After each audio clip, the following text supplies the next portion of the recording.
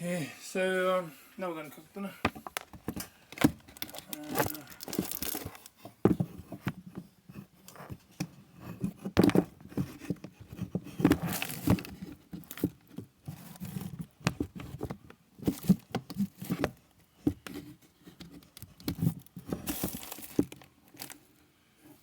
Now we're going to cook dinner.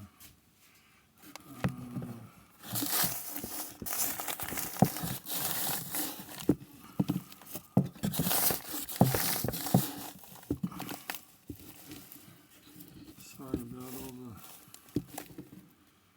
bumping and stuff.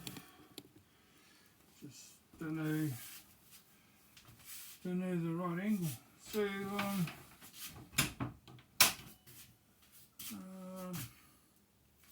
yeah.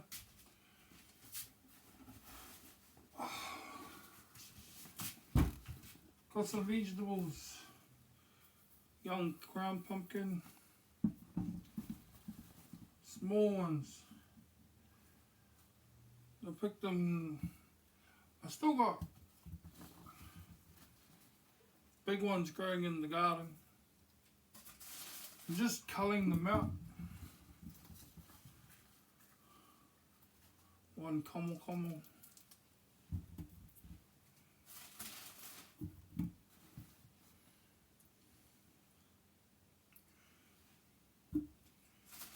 So yeah,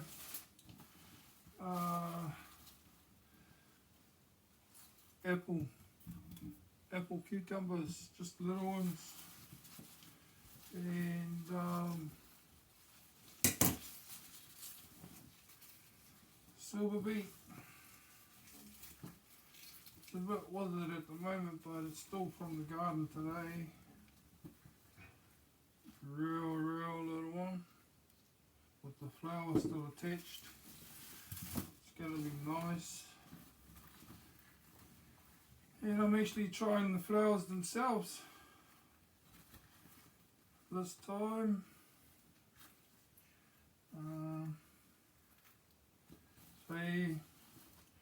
Something I've seen on YouTube.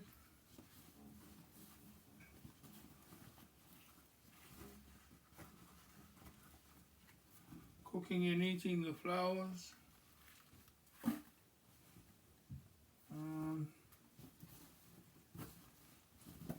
And these, I've got some Filipino friends, and I says, oh, we pick these ends and we eat them here in New Zealand. We call them toy ends, I think they're called. I think that's what Dad used to call them. He said, oh, we eat those in the Philippines as well. We call them, can't remember the name, but yeah, so gonna put on some dinner. And what we have for dinner is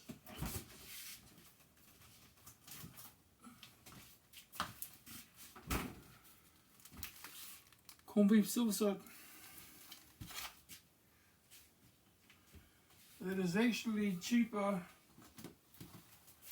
to buy rubbish food these days. It is actually cheaper to buy rubbish food these days. So, however you're getting by up there,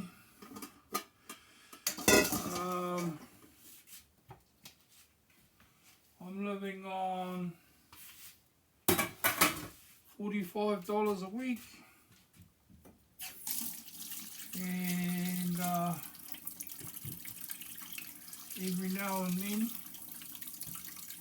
I treat myself because I might as well.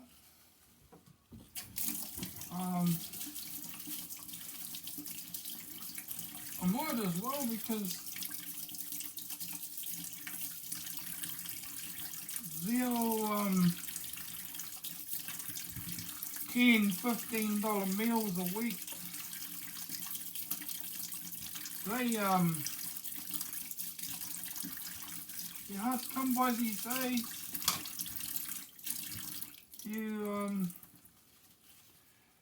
might be lucky to buy, say,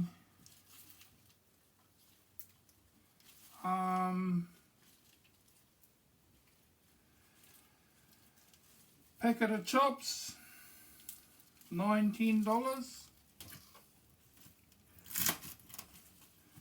And then after that, you need to have a pantry with some potatoes in it,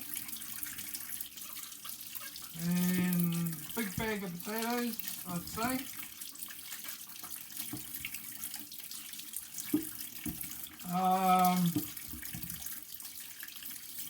Get by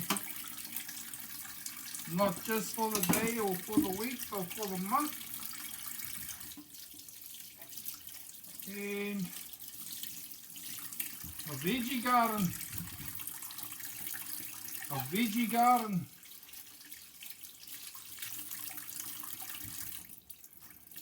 You wouldn't be able to get through it,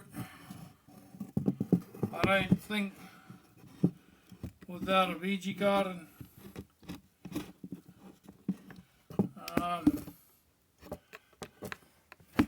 It's just my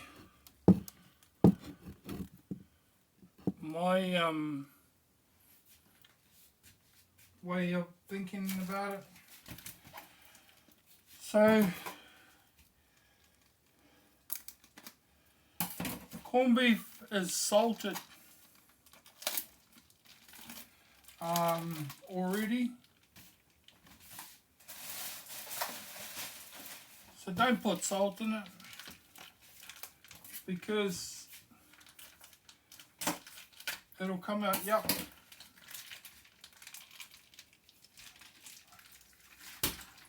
So what I'm going to do is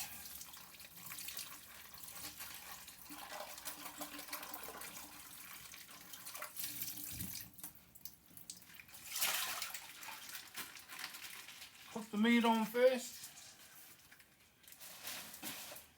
The veggies will be there ready. Just give these flowers a quick wash.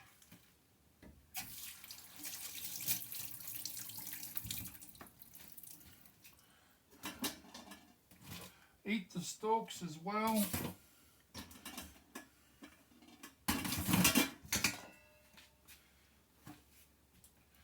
I'll put all the veggies in the bowl, ready to go in.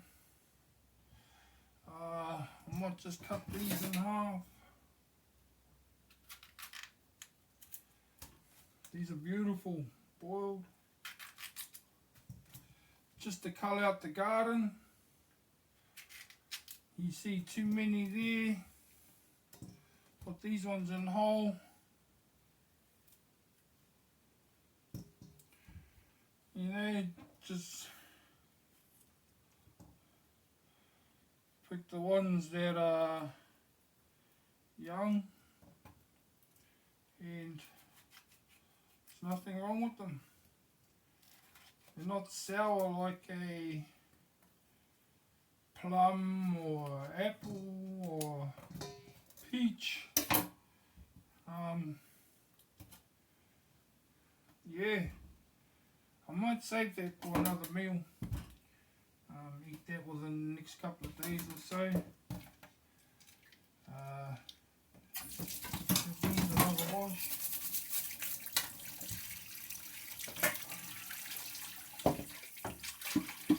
So, my rule of thumb when adding water to meat in your pot is to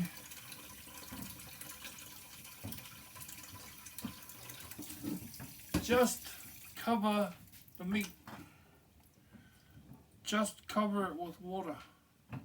However big your meat is, however small your meat is, you got a packet of chops, you got a pork head, you got a big pork leg, and you're boiling it, just cover the meat with water. So what I do is,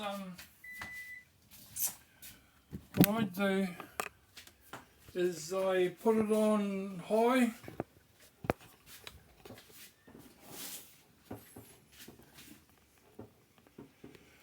Put it on high, select the right element.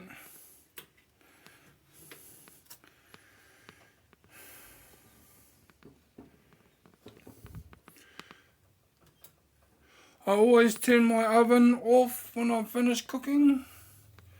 The light that shows the time uses up power. If you leave it on constantly 24/7,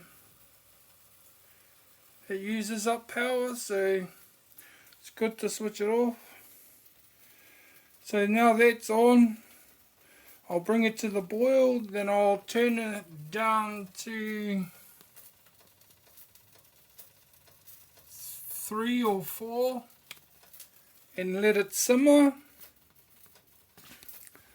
The longer you leave it, the more tender it'll be. So I like to leave it simmering for an hour, maybe even 2.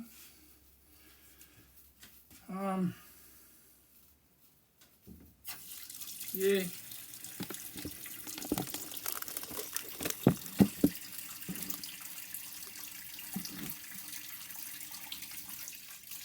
So we just finished up with the veggies.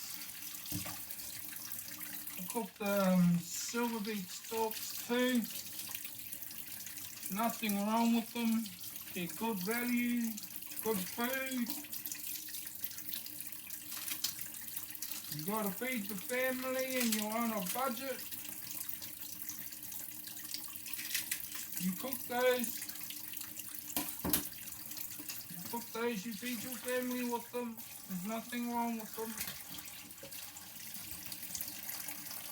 Supermarkets have got you trained in your head to buy what you see, and it's not right. It's not right.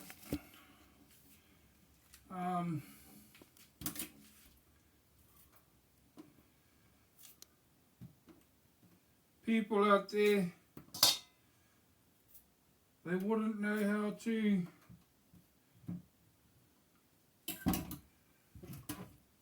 feed themselves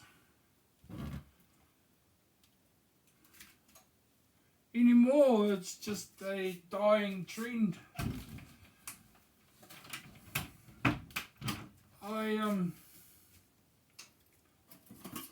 I stopped caring a long time ago. Because what can you do? I'm just a simple man. I'm just one man.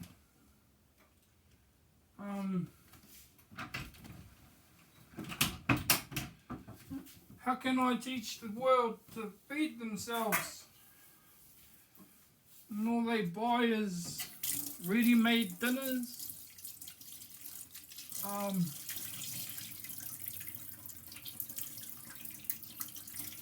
You know, before there were supermarkets, you could actually go out there and catch and clean your food. I know that I might make people laugh, but there might be some people out there thinking, not. Really, where do you find it? Well,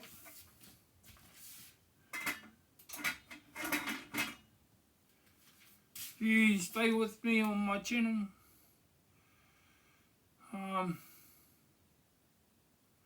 you can have a look at the past and see what I've done already. But I've got a few more cameras now, and I've got couple more coming, and we can get out there and I can show you simple basic ways of living. Yeah, fortunate enough to be here in New Zealand. I'm not in a city like Tokyo and there's 200 million people, or New York, and you wouldn't want to catch any of the fish out of the bay, or it's just, I don't know what your personal situation is, but we can show you some of the things that you can do to get by.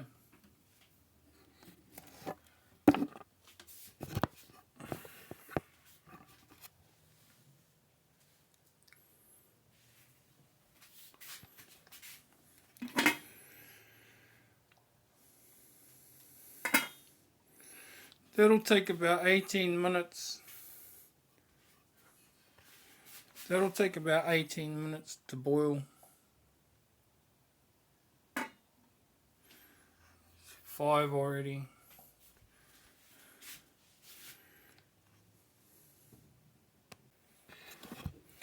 So yeah, I've been caught up doing something and I've let it boil on for a little bit too long. But like I said, would have taken 18 minutes for it to come to the boil. So I've left it going another 11 minutes over. But now's the time to turn it down to 3, and there we can set the timer for an hour. Come back.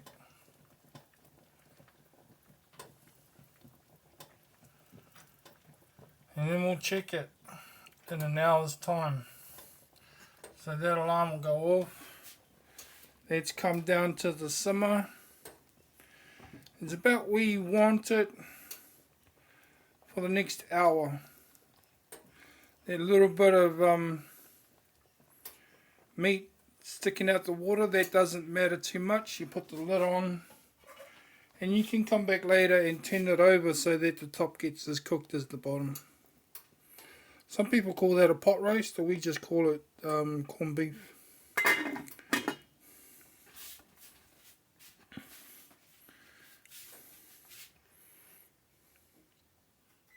That's the alarm going off for the pot. It's smelling right. There's a certain smell to cooked food.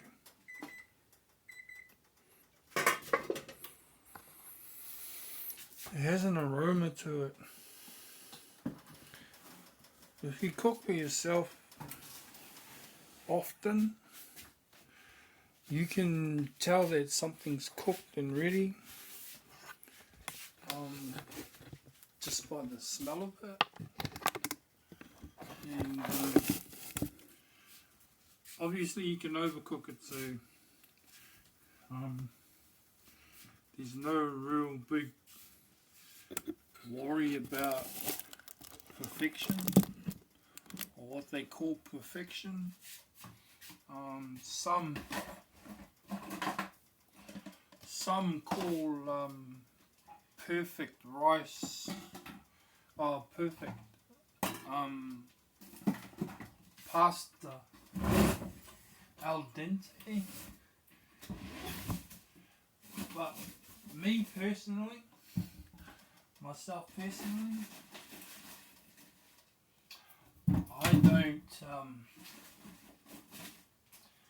I don't like pasta al dente.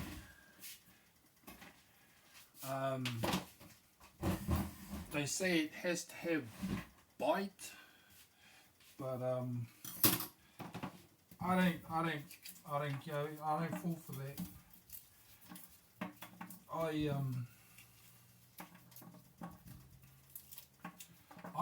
What they would classify as overcook my pasta. I don't really care what the world chefs say. I really don't have that much respect for them to be cooking things how other people like them. Fair enough. If they order their pasta al dente, I'll cook it al dente.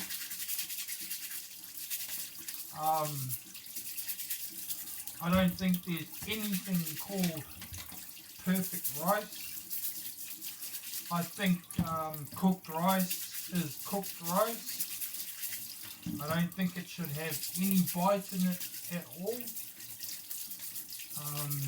I certainly don't believe that you can refer to rice as al dente, because if it's raw, it's raw. It's not nice at all.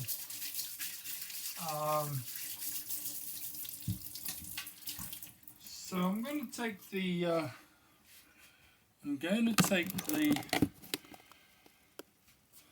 corned beef out of the pot.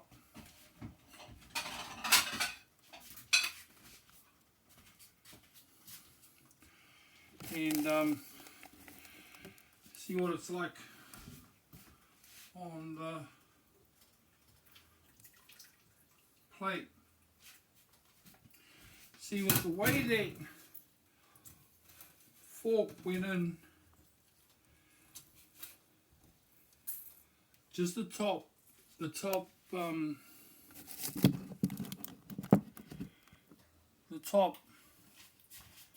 fat hair gristle is a bit tough. So what that tells me is that I can put it in the pot with the veggies and cook it for another 20 minutes or until the vegetables are cooked, which could be 30, 35, depending on how cooked you want it. So all the veggies go in at the same time. I overcook potatoes because there's always breakfast. And potatoes are good for breakfast as well. It's just my rule of thumb. I'm always thinking about tomorrow. I've already thought about this meal. I'm thinking about what I'm going to have tomorrow. I think it's a hunter's mentality.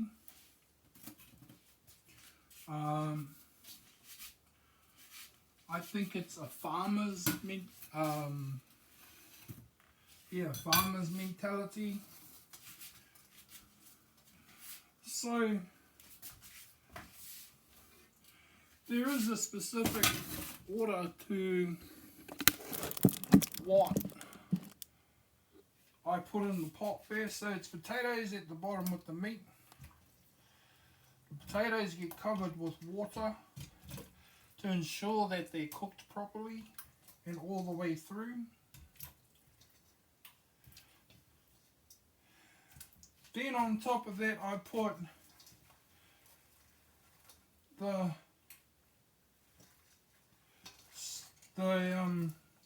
stalks from the silver beet. Those go in next. And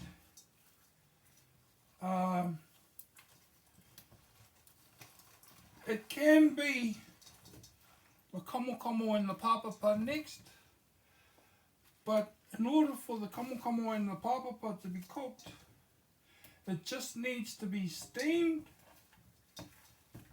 So there goes the silver beet, and then next comes the toi toi ends and the flowers.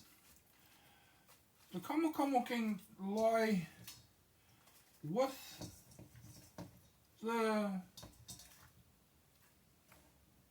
silver beet and the toi ends. And because these are a soft vegetable, like that one,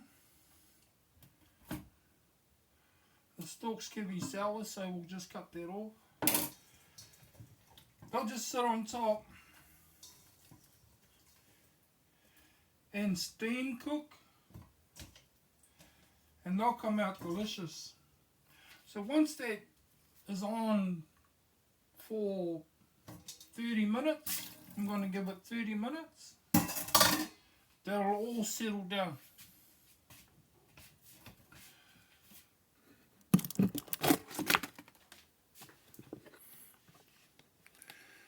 And that's what we're looking at there.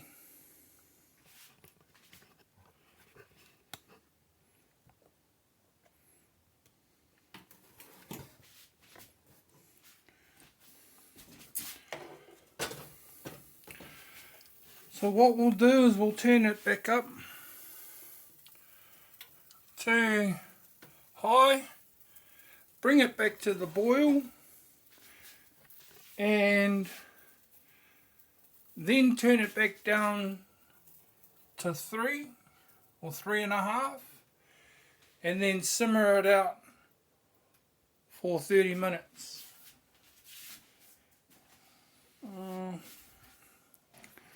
Find the lid, put the lid back on.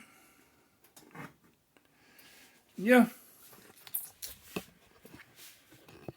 When that comes out, I'll show you when it's cooked. But it's on there for 30 minutes. Once it comes to the boil, turn it down to 3.5. Yep.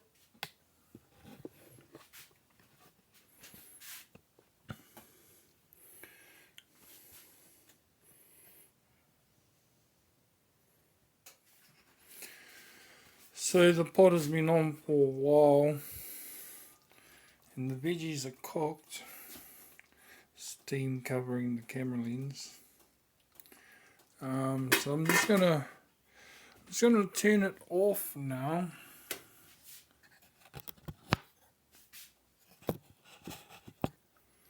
Just gonna turn it off now. But I'm gonna make a white sauce,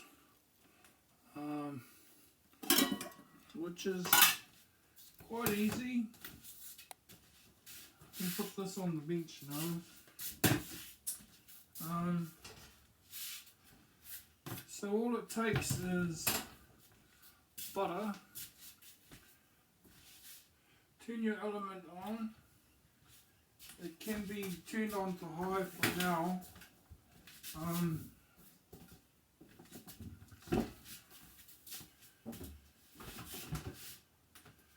So you get your margie or your butter, and you get some cheese.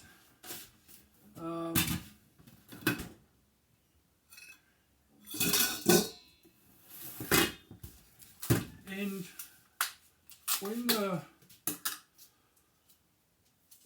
pot is heated, you can put butter in it. No, it's a rule of thumb. I don't have any accurate measurements for anything, but you got to thicken the butter with flour, and then you put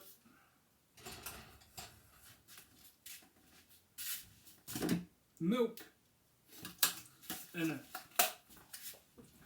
and then you put milk in it until enough, or as much milk in it until the consistency is as you like it, thin or thick or medium. It shouldn't take too long to make, and as with the butter, the flour also is up to you how much you want to put in, but it can't be too runny. You can afford to have it a little bit too thick, but not too runny. It can even be almost a solid mass on the bottom of the pot, but you just got to keep continuously stirring it. The important thing about making a white sauce is making sure that the flour is cooked. Now it might sound strange to you that you have to cook the flour, but if you've ever tasted anything that's got a floury taste in it, it's because the flour isn't cooked. It doesn't take much to cook it. Flour on its own is flour. Doesn't take much to cook it. So in this container I have normal flour, and in this container I have self-raising flour, and it's not color-coded because I've written it on there too. There's some things like thickening you can use just plain flour, and things like fry bread, oven bread, Leeuwina bread. You would use self-raising flour, or you would put baking powder in it to see, that's a nice sizzle there. I want you to hear that noise first, and then I want you to see it, but then that's a sign for you to turn it down. It is very much the time to add the flour when it's got a nice sizzle on it like that. We're just using normal plain flour today. Can you hear that?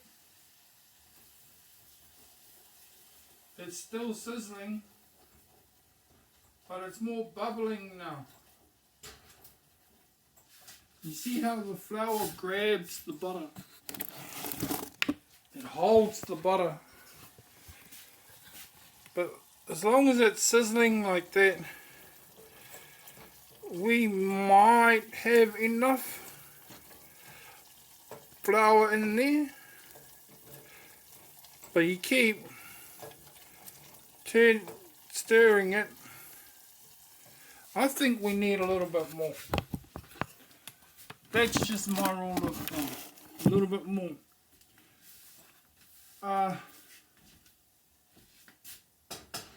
So that much.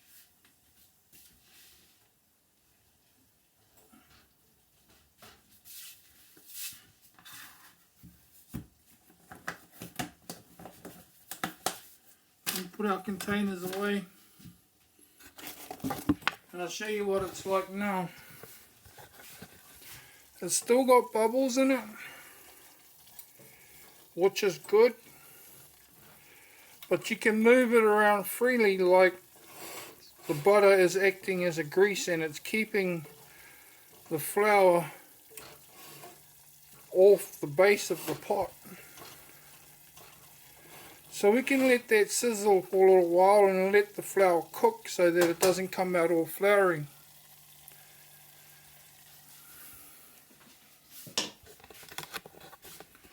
What I'm going to do now is I'm going to add the milk to it and thicken it. But it's going to take a while for it to heat up. It's going to take a while for the milk to heat up because it's cold. And while it's heating up, I'm going to grate some cheese.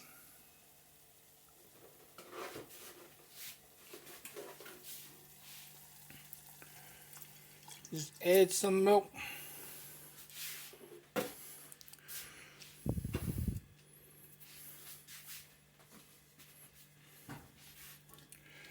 Make sure you mush all of that that flour and butter so that it's not lumpy, and just squash it up against the sides of the pot.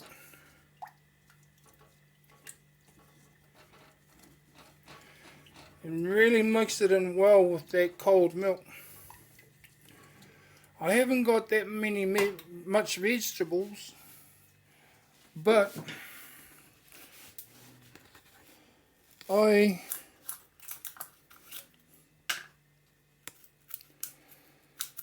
will use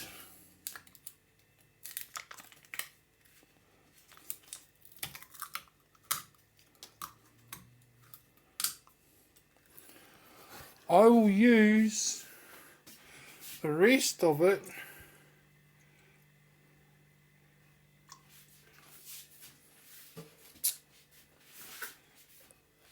in a white sauce type of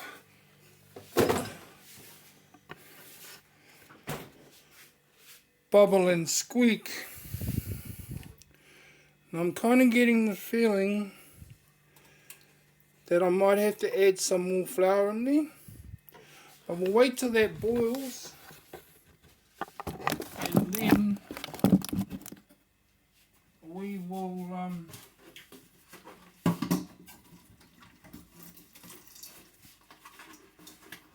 add the cheese.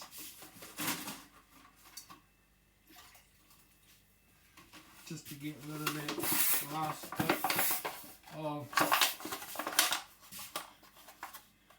milk in the container. Wipe the beach down. Put the rubbish in the rubbish. Just like that for now.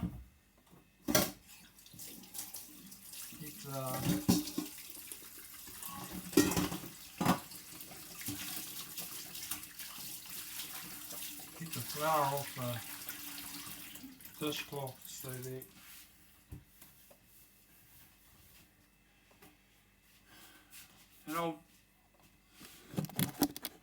and I'll bring you back when sauce is ready. I'll grate some cheese.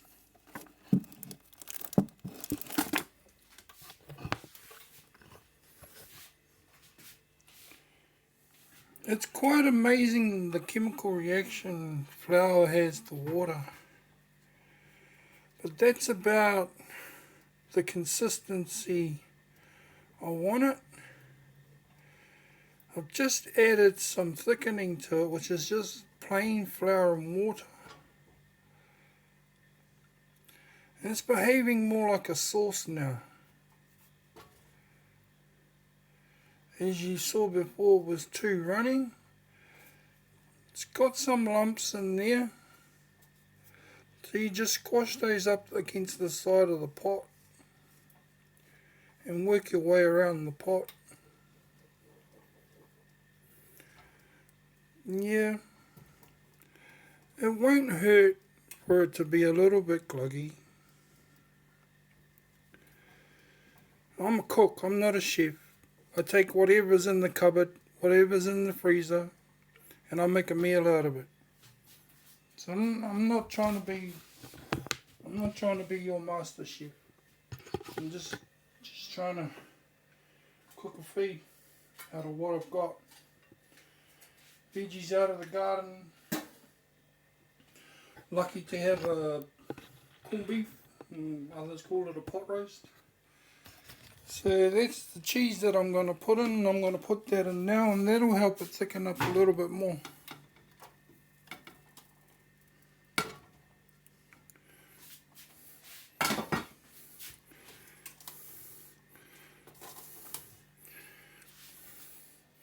I know there's a lot of cheese lovers out there that are going to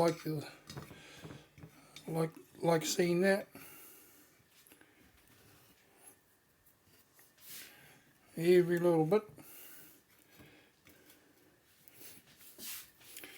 And we'll just watch that melt away into the sauce and thicken up.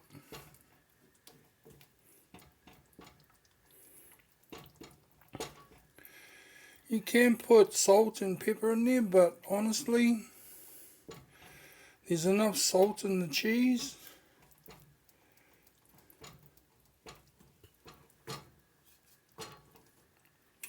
Hasn't quite melted yet, so we'll leave it on there for a little bit more. I think what it will need, if I can find it,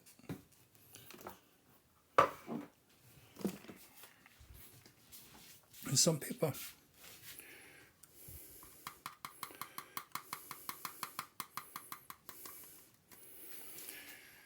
And that should do it. That should go well with the corned beef and the vegetables, the silver beet.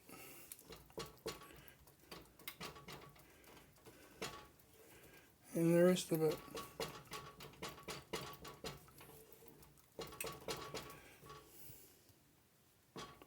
How's that? How's that looking now? That's a sauce for you, isn't it? Okay.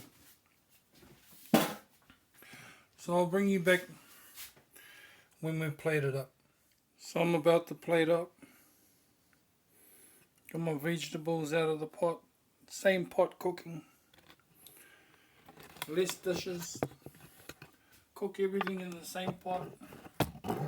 Potatoes, meat, vegetables. There's nothing wrong with it. So I'm going to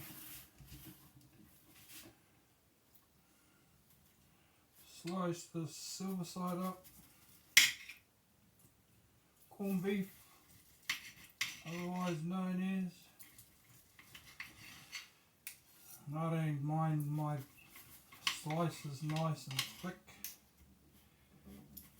Leave enough for a sandwich tomorrow, I say.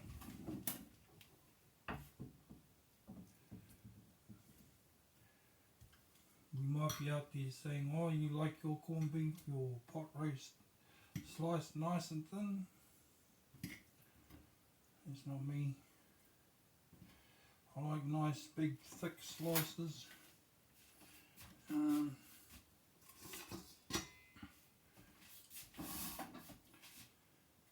Get some potatoes on the plate.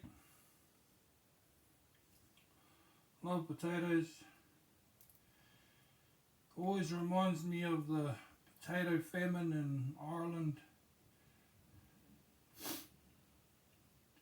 How the English terrorizes them. Even to this day, still terrorizes them. Doesn't like the idea of a free man walking around doing what he wants to do. Always got to be trying to lay down the rules and put people underneath them, beneath the sword. So, yeah, potatoes. Funny that, eh? Potato famine. I'm just going to grab the ladle. Like that.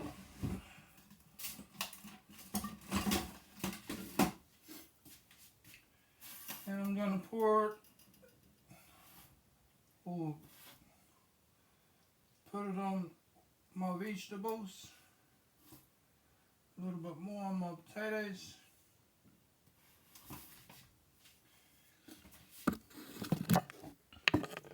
That's it.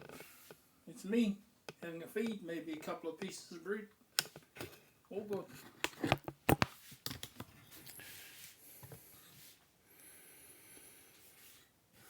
Looks yummy to me.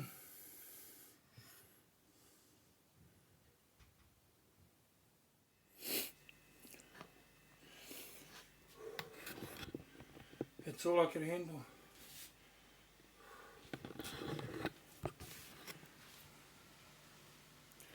Outdone me. Beat me.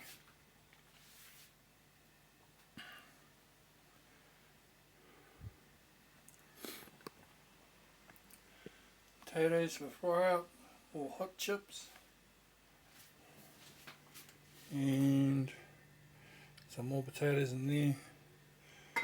So that's about it. So just to finish off, I have a verdict on the flowers. Very tangy. If you've ever tried coca, the heart of the cabbage tree, much like that.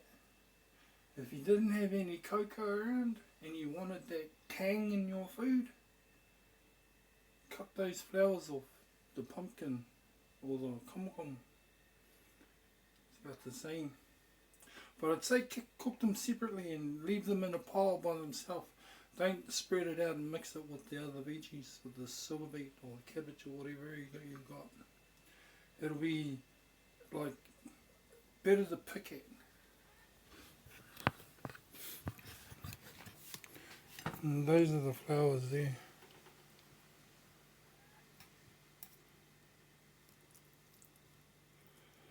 This is the flower. Very tangy. Thank you for watching. Don't forget to give it a thumbs up and subscribe.